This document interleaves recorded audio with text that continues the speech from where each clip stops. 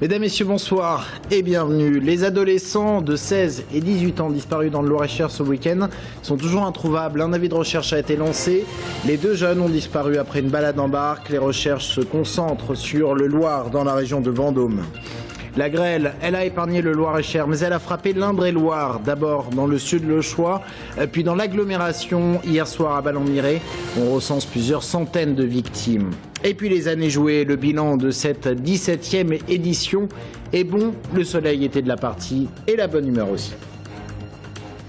Mais avant de développer ces titres, il va falloir prendre vos précautions si vous envisagiez de vous déplacer en train demain. Une grève débute ce soir à 19 h et l'on prévoit d'importantes perturbations en moyenne. Un TGV sur 3, idem pour le trafic régional, c'est une moyenne. Voyons ce qu'il en est au plus près. Tours, Blois, Orléans, 9 allées sont prévues sur cette ligne, 6 retours. Sur la ligne Tours-Chinon, 5 allers-retours en bus seulement. Et puis enfin Tours-Loche, très perturbé, un aller-retour en bus seulement.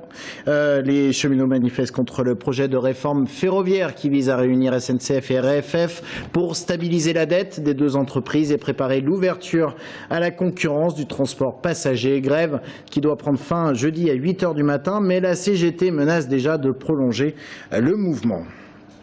L'Indre-et-Loire était placé en vigilance orange hier pour orage et risque de grêle. Et bien, Météo France ne s'était pas trompé. La grêle s'est abattue par 2 fois dans le département. D'abord, dimanche matin, dans le sud Le Choix, à Chambon, où une centaine de maisons a été touchée. Et puis hier soir, à Ballon-Miré, Joué les Tours, plusieurs centaines de particuliers ont été impactés. Sur place, Aurélie Renaud.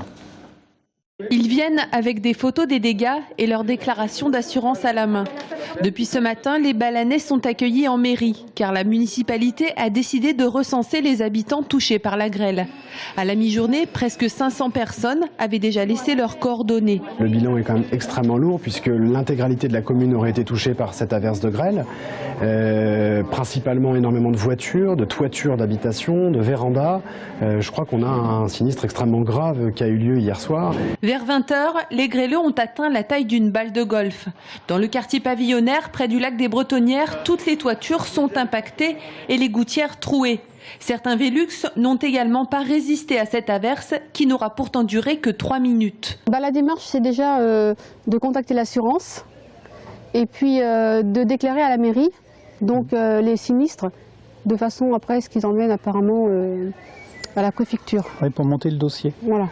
Pour mettre en catastrophe naturelle. Les sinistrés, aujourd'hui, c'est la panique pour eux. Donc, c'est le bâchage, au moins les mettre leur toiture hors d'eau. Donc, c'est bâchage, refaire les relevés, faire les photos, faire les devis, donner aux expertises, disons aux assurances. Et systématiquement, les experts passeront. Nous serons avec les clients pour voir les devis. À 2 pas au camping des Milliardières, les mobil-homes et les caravanes sont endommagés. Même chose pour le mobilier de jardin. Fort heureusement, après un week-end de Pentecôte, de grande affluence, hier à 20 h, bon nombre de campeurs avaient déjà quitté la Touraine. Pour les autres, il a fallu trouver une solution car les toiles de tente étaient évidemment hors d'usage. Pour cela, on les a relogés dans des hébergements qu'on avait disponibles, en dur, des mobil-homes ou des chalets. On n'avait jamais vécu de près comme ça, des gros grelons aussi gros, on n'en a jamais vu. Tomber devant nos yeux, quoi. Si la mairie de Ballon-Miré souhaite faire une demande de reconnaissance en catastrophe naturelle, les services de la préfecture, eux, ont rappelé aujourd'hui qu'en cas de grêle ou de vent, c'est le contrat multirisque habitation qui fonctionne et non pas cette reconnaissance préfectorale. En bref, le suspect dans le meurtre du Vieux-Tour reste en détention. Pour la 2e fois, il s'est vu refuser sa demande de remise en liberté. La justice craint des pressions sur témoins et met en avant un risque pour l'ordre public. Ce jeune de 22 ans est mis en examen pour le meurtre d'un Sénégalais de 23 ans qui a été retrouvé mort d'un coup de couteau dans le quartier historique de Tours en février 2013. Il n'y aura pas de poursuite pour diffamation dans l'affaire du tract de Joué les Tours. La police a bouclé son enquête. Elle n'a pas pu déterminer l'origine de ce document qui accusait l'ancien maire Philippe Le Breton d'avoir imposé la théorie du genre dans les écoles de la ville et qui appelait à voter Frédéric Ogis, désormais le nouveau maire. L'élection reste toutefois contestée au tribunal administratif d'Orléans qui pourrait statuer seulement au mois de septembre prochain. Le tribunal qui doit attendre l'avis de la commission des comptes de campagne avant de statuer. Il est l'homme qui pourrait sauver les festivals cet été. Jean-Patrick Gille vient d'être nommé par Matignon pour tenter de régler le conflit qui oppose le gouvernement aux intermittents du spectacle. Une mission saluée par la CGT mais qui indique toutefois rester mobilisé.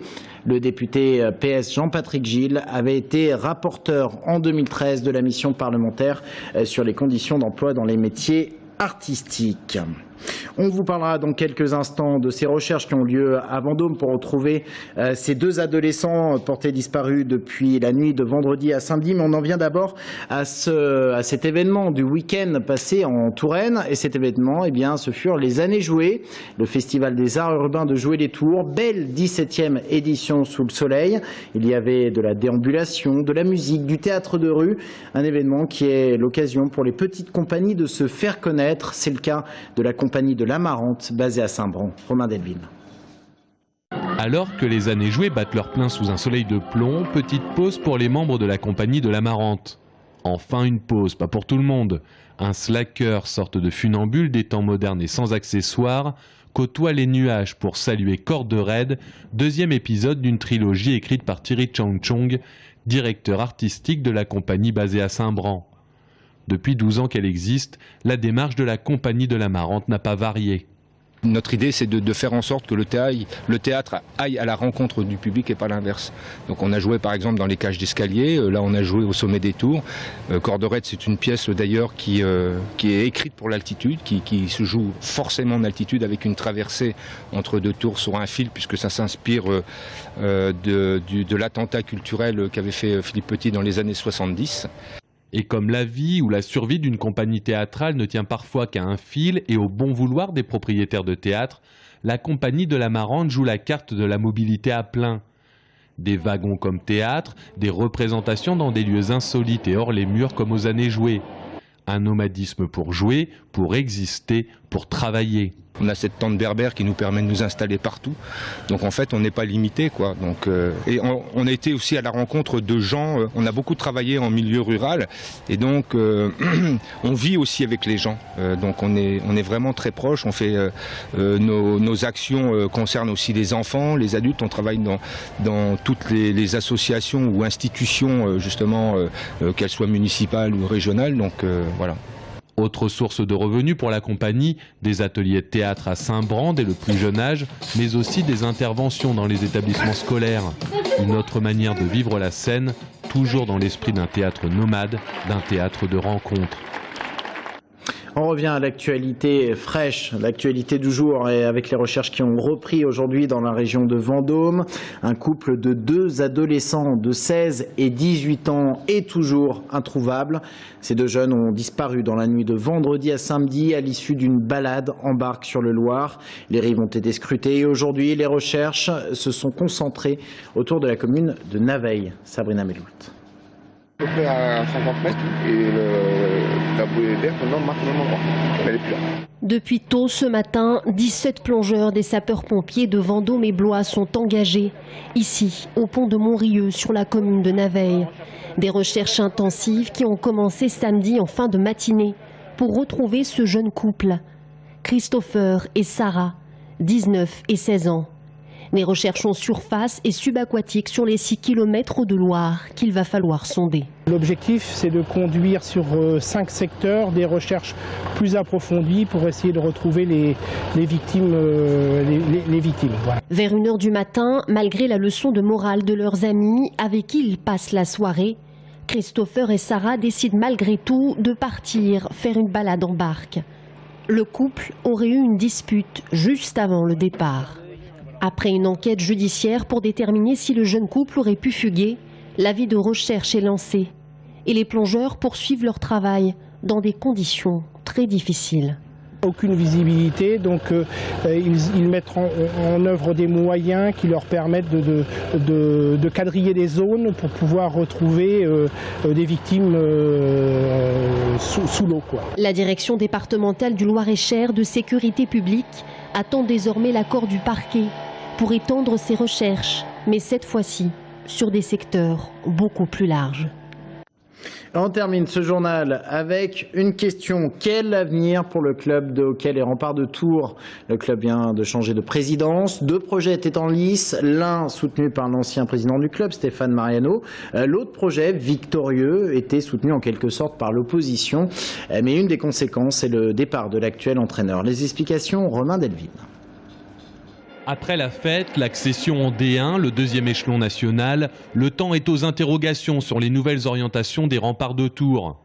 Le club de hockey sur glace a une nouvelle équipe dirigeante, un nouveau président, Thomas Lhomme, issu d'une liste dissidente de l'ancienne équipe. Rappel des faits, depuis 4 ans, le président Stéphane Mariano a porté la construction, l'évolution, le développement économique et sportif des Remparts. Et son bilan est élogieux. L'accession en Division 1, des finances saines comme n'en avait jamais connu le hockey tourangeau et une confiance retrouvée auprès des instances fédérales. Comme Stéphane Mariano a décidé de ne pas se représenter, il a proposé à Dominique Pavlik de lui succéder après 4 ans passés au conseil d'administration du club. Sauf qu'une liste d'opposition s'est créée autour de Thomas Lhomme et Norbert Périnet, 2 joueurs des Remparts, et qu'elle a été élue lors de l'Assemblée générale élective jeudi dernier. 124 voix contre 108, l'ancienne équipe est désavouée et son projet de créer une société anonyme sportive professionnelle avec. Première conséquence sur la glace, le départ annoncé de l'entraîneur des Remparts de Tours, puisque Jérôme Pourtanel avait annoncé qu'il quitterait l'aventure tourangelle si Dominique Pavlik n'était pas réélu. Restez avec nous dans un instant, nous recevons Claude Bourdin du collectif C'est au tour du peuple.